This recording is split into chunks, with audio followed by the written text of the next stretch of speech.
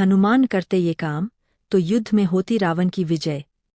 कहा जाता है कि उस दौर में एक घटना अगर बिना किसी विघ्न के संपन्न हो जाती तो युद्ध में रावण का हारना लगभग असंभव ही हो जाता।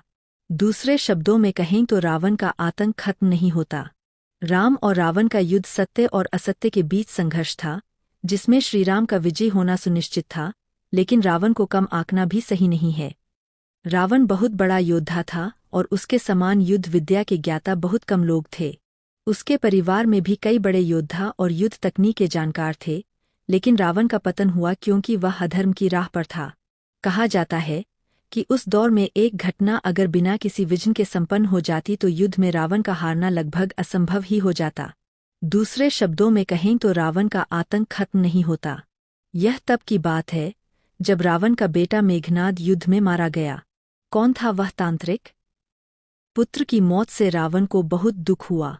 उसके परिजनों ने रावण का समझाया कि वह ऐसी राह छोड़ दे जो उसके विनाश की वजह बन रही है, लेकिन रावण नहीं माना। उसने अपने भाई महिरावण को बुलाया और पूरी घटना बताई। रावण की तरह ही महिरावण भी बहुत बड़ा तपस्वी था। वह पाताल लोक का शासक था। उसने काली की भक्ति से कई सिद्धियां हासिल की थीं। वह कई मायावी शक्तियों का स्वामी और कुशल तांत्रिक था। RPD। रावण ने उसे समझाया कि अगर वह राम और लक्ष्मण की बलि चढ़ा देगा तो काली प्रसन्न हो जाएंगी और वह अजय हो जाएगा। रावण की बात सुनकर महिरावण मान गया और उसने भी रावण का साथ निभाने का वादा कर लिया। क्यों हुई विभीषण को चिंता? जब विभीषण को यह मालूम हुआ कि महिरावण युद्ध में शामिल हो गया है, तो उन्हें चिंता हुई। वे उसकी मायावी शक्तियों के विषय में परिचित थे। उन्होंने सबको उसके बारे में बताया और हनुमान जी को यह उत्तरदायित्व सौंपा कि वे श्रीराम लक्ष्मण की सुरक्षा करें। हनुमान ने कुटिया के चारों ओर एक रेखा खींच दी और पहरा देने लगे। महिरावण अपने खोटे इरादे लेकर वहां पहुंचा, लेकिन द्वार पर हनुमान जी खड़े थे।